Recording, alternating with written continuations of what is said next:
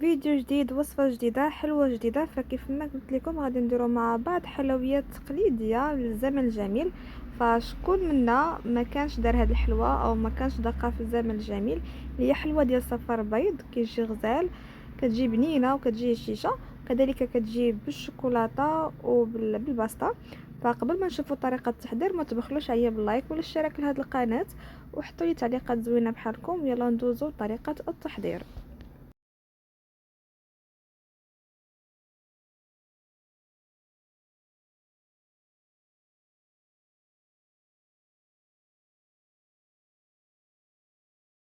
فعلى بركة الله عندي هنايا 3 ديال صفار بيض. كتسلقوا البيض كيف ما كتشوفوا، فقط كتحتفظوا بالصفار البيض.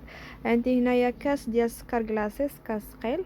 وعندي 150 غرام ديال الزبده ديال البوطه كيف ما كتشوفوا، وقبيصه ديال الملحه. فكنخدم مزيان هذاك الصفار البيض مع السكر كلاصي والزبده وقبيصه ديال الملحه حتى كتشكل معنا واحد البوماد. في هاد الاثناء خاصكم تخدموا الزبده ديالتكم مزيان حتى كتولي بحال واحد الكريمه خفيفه. عاد غادي ندخلوا ليها الزيت النباتي اللي هو كاس معمرش كيف ما كتشوفوا، واحد ربيع هكا معمرش ديال الزيت. كتعمروش والسكر حتى الفوق. فاكيد كنعبر بكاس ديال العنبه المشهور. واكيد غادي نحيدو السفوريه ديال البيض بسكر فانيلا، سكر فانيلا. فكنكو بهاد الحلوه، فكتجي اول حاجه خفيفه هشيشه بحال كتاكل الهواء، كتجي غزاله وما كتجيش هكا عاصيه ولا قاصحه، كتجي من ألذ ما يكون. كيحبوها صغار وكبار. فاكيد هنا كندخل كيف ما قلت لكم الزيت. ديما بقى تحطوه بالتدريج، بخصوص المبتدئات حطوا هكا الزيت ديالكم بالتدريج باش كتسهل عليكم الخدمه، كتجيكم الخدمه سهله.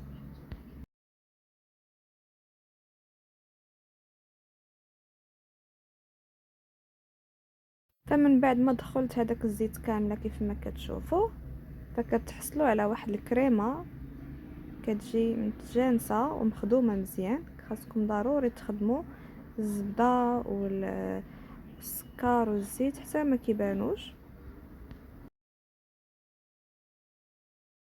صافي من بعد ما حصلنا على هاد الكريمه كيف ما كتشوفوا، غادي ندير واحد علبه ديال السكر عفوا ديال خميره الحلويات من فئه 8 غرام. كندخلها هي الاولى باش كتجانس مع المكونات. عاد غادي نضيف الدقيق. خصوص الدقيق كيكون اول حاجه مغربل، كيكون دقيق خاص بالحلويات. فانا عبرت الكاس الاول، فانا يا غادي نشوفوا شحال ديال الكميه احتاجيت. فغادي نعبر بكاس عنبه، كنضيف كاس بكاس، كندخل كاس بكاس لهذا الخليط هذا. فدرت الكاس الاول وهذا الكاس الثاني، فاستغرق معايا 4 ديال الكيسان تماما ديال الدقيق اللي هو اكيد كيكون مغربل. وكنضيف اكيد كنخلط شويه بشويه. الحلوه ديما كتخدموها بالاطراف ديال الاصابع ديالكم ما كتعجنش.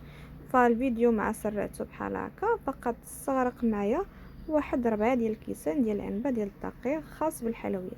فاكيد كنكورها الحجم ديال الكره اللي غادي ديروا على حسب الحلوه اللي بغيتو.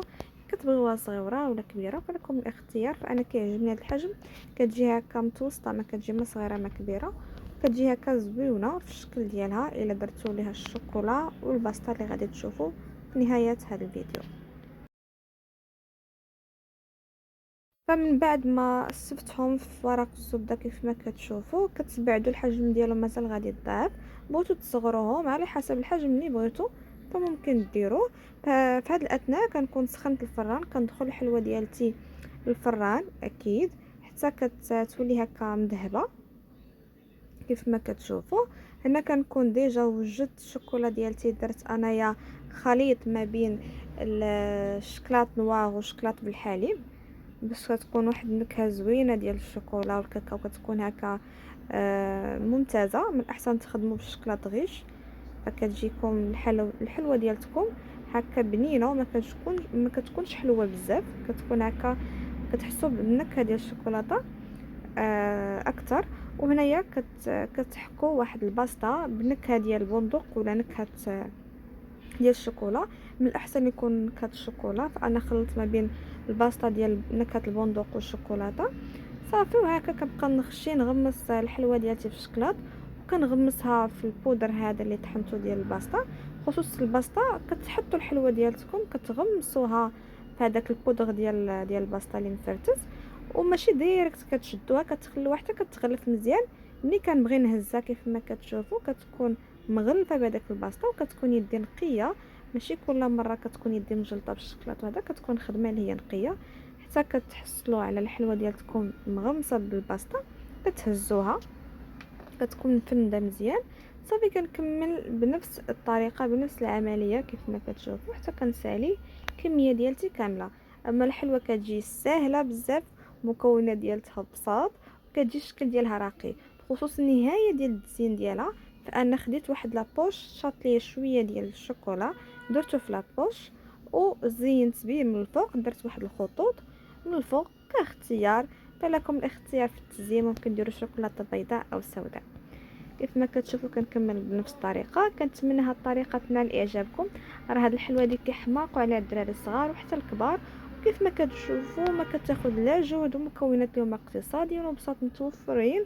فكنتمنى انكم توجدوهم، وإلا وجدتوهم ديروا لي تاك في الانستغرام، اكيد غادي ندير لكم منشن.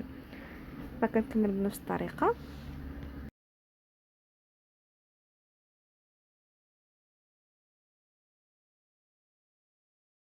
من بعد ما وصلنا لنهايه الفيديو ساليت كل الكميه اللي عندي. كيف ما قلت لكم شط ليا شويه الشوكولاته، فدرت بها خطوط من الفوق بحال هكا بلا بوش، وصافي. وكنستفها هكا بسال باش نوري لكم الشكل النهائي. من بعد كتحتفظوا بها بواحد العلبه اللي هي كتكون جافه، وتحطوها في مكان اللي هو جاف اكيد حتى ان شاء الله اليوم العيد، وقدموها اكيد غادي يحماقوا عليها الاطفال ديالكم العائلات ديالكم. هي كتجي خفيفه وبنينه، حتى الشكل ديالها كيجي راقي. فشكرا لكم على المشاهده، ما تبخلوش عليا باللايك والاشتراك في القناه، حطوا لي تعليقات زوينه، وبشوفكم ان شاء الله بنيكست فيديو. مع السلامه.